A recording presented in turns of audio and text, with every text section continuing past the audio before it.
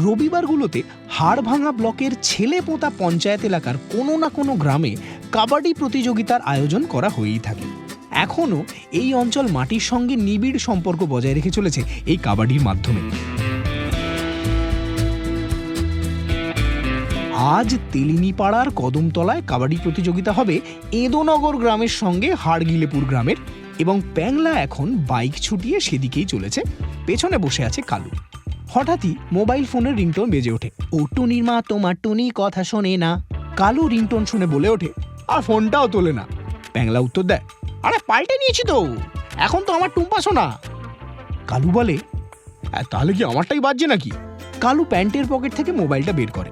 কলটা রিসিভ করে কালু ফোন কানে গুজে বলে, হ্যাঁ হ্যালো, তো প্রায় চলে এসছি। কি বলছে? প্যাংলা বলছে খেলতে দেবে না টাইমে না পৌঁছলে। মামদাবাজি নাকি? পিরিয়ড অফ গ্রেস বলে একটা কথা আছে। কি কি কি কি গ্রেস? আরে পিরিয়ড অফ গ্রেস? আরে ধুর, ওটা গ্রেস পিরিয়ড গাধা। হ্যাঁ ঠিক আছে ঠিক আছে, আচ্ছা তুই থাম তো। প্যাংলা বাইকের গতি বাড়ায়। 2 বছর হলো কলেজ পাশ করেছে পরিমল দেবনাথ। শারীরিক গঠনে কাঞ্চন মল্লিকের কার্বন কপি। মাছ মাংস প্রিয় পরিমলের এই 25 বছরের জীবনে না গায়ে লাগলো চর্বি, না পিছু ছাড়লো সোনায় বাঁধানো সেই নাম প্যাংলা। কাবাডিতে কিন্তু প্যাংলার বেশ নামডাক। তাকে ছাড়া এঁদোনগর কাবাডি ম্যাচ ভাবতেই পারে না। রবিবার সকালে লুচি তরকারির অম্বল বুকে চেপে এখন সেই কাবাডি প্রতিযোগিতায় যোগ দেওয়ার জন্যই বাইক ছুটিয়ে চলেছে প্যাংলা। সরু ঠ্যাং, তাই ফুল প্যান্ট ছেড়ে হাফ প্যান্টে আসার শুরুতে প্যাংলা কেমন লজ্জাবতী লতা হয়ে যায়। কিন্তু একবার কাবাডির কোর্টে নামলে তার আর অন্যদিকে মন থাকে না। সরু দুটো ঠ্যাংই বিরুদ্ধ পক্ষের কাছে ত্রাস হয়ে প্রত্যাশা মতোই তেলিনীপাড়ার কদমতলার কাবাডি ম্যাচেও জয়ী হলো এঁদোনগর।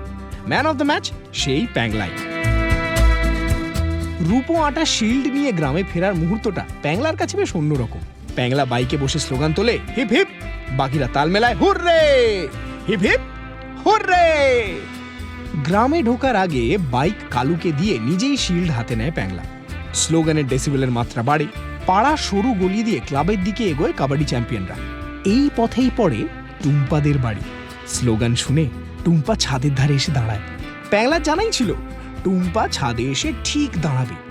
3 বছর ধরে প্রেম, তবুও এক ঝলক দেখলেই প্যাংলার মনটা একেবারে শাহরুখ শাহরুখ করে।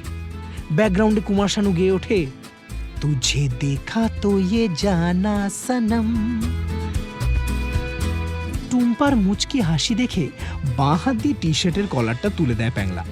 মুখে হাসি রেখেই সরু ঠ্যাঙে ড্যাং ড্যাং করে ক্লাবের দিকে এগোয় প্যাংলা অ্যান্ড কোম্পানি।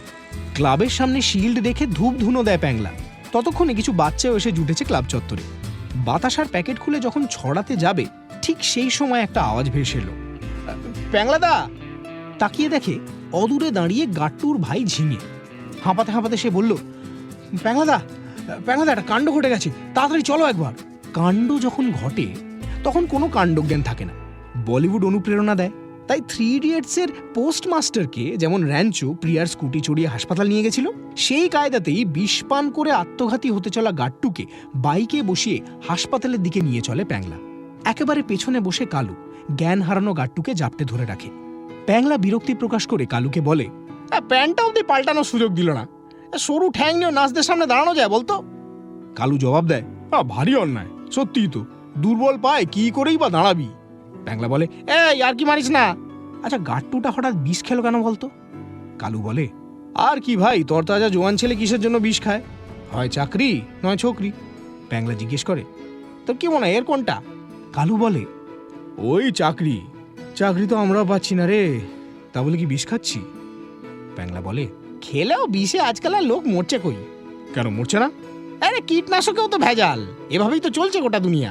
হাসপাতালে যাওয়ার পর গাট্টুকে ভর্তি করার সমস্যায় পড়ে প্যাংলা। ডাক্তার জানায় পুলিশকে খবর দিতে হবে, তার আগে কিছু করা যাবে না। সঙ্গে সঙ্গেই প্যাংলার উপর ভর করে মুন্না ভাই।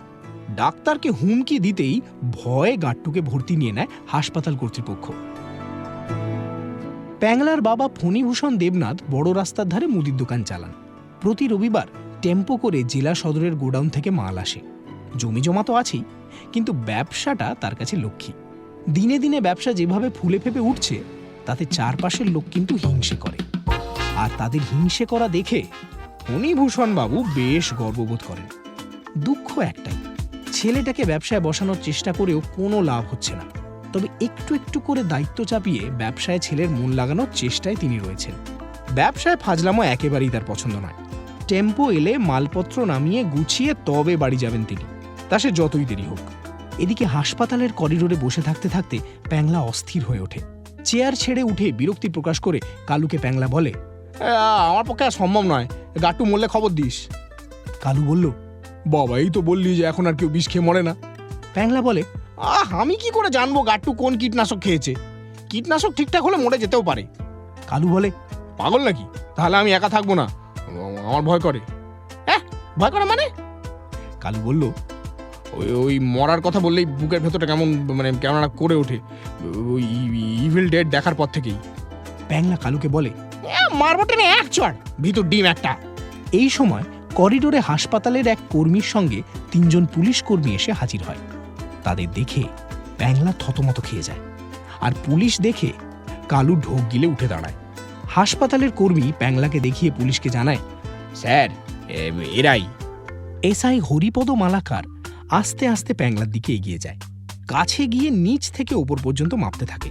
কালু ভয়ে কাঁপতে শুরু করে। প্যাংলা বলে ওঠে, স্যার স্যার আমরা কিছু করিনি স্যার। এসআই বলে, এই দেখো তাহলে ভুল জায়গায় এসে পড়েছি বোধহয়।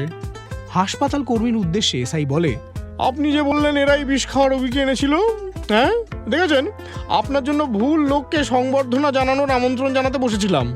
প্যাংলা বুক ফুলিয়ে বড় মুখ করে বলে ওঠে, স্যার স্যার আমরাই গাট্টুকে এনেছি, হাসপাতালে ভর্তি নিতে চাইছিল না, তাই একটু করতে হলো।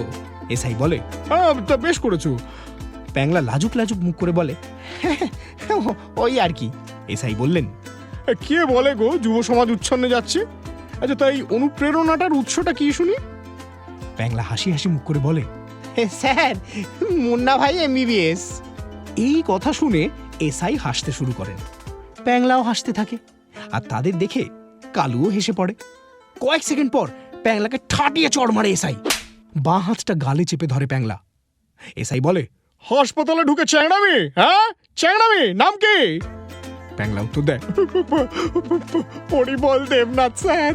পিটিয়ে তোমার পরি থেকে মল বের করে ছাড়বো, দেবনাথ পড়ে থাকবে কমোডের উপরে, হারামজাদা ছেলে। এক পুলিশ কর্মীকে এসআই বলে, ঘোষ এদিকে এসো, গাড়িতে তোলো এদের। কালু কাঁদো কাঁদো সুরে বলে, স্যার স্যার আজকের মতো ছেড়ে দিন স্যার, আর কোনো দিন হবে না। এসআই কলার ধরে কালুকেও ঠাটিয়ে চড় মারে। কালু গাল চেপে ধরে। ঠিক এই সময় ফোনের রিংটোন বেজে ওঠে। টুম্পা সোনা একটা হাম্পি দে না। এসআই সহ 3 পুলিশ কর্মী মোবাইল চেক করে, তাদের কারোরই কল নয়। প্যাংলা হাফ প্যান্টের পকেট থেকে ফোনটা বের করে। এই দেখে এসআই বলে, ও তোমারও টুম্পা সোনা? এক পুলিশ কর্মী বলে ওঠে, স্যার টুম্পা সোনারই তো সিজন। এসআই ধমক দিয়ে তাকে বলে, তুমি থামো। প্যাংলা কাঁদো কাঁদো সুরে এসআইকে বলে, স্যার স্যার বাবার ফোন, শেষবারের মতো একবার ধরবো। এসআই বলে, যা করার তাড়াতাড়ি করে নাও, তারপর মজা দেখাচ্ছি তোমাদের। প্যাংলা ফোনটা রিসিভ করে। হ্যালো বাবা, হ্যাঁ কই? না না এই তো গোডাউনে। হ্যাঁ হ্যাঁ মাল নিয়ে টেম্পো পৌঁছে যাবে দোকানে, আমার ফিরতে দেরি হবে। হ্যাঁ রাখছি। হ্যাঁ কি বললে? লিস্ট? অবাক হয়ে কালুর দিকে তাকায় প্যাংলা, তারপর ফোন কাটে। এসআই জিজ্ঞেস করে, কি হলো এমন অবাক হয়ে আছো যে, গার্লফ্রেন্ড পালিয়েছে? প্যাংলা বলে, স্যার ফর্দ। এসআই বললেন, কি? প্যাংলা কাঁদো কাঁদো সুরে বলে, স্যার মাল আনার লিস্টটা আমার সেই ফুল প্যান্টের পকেটে, বাবা জানতে পারলে খুব মারবে স্যার।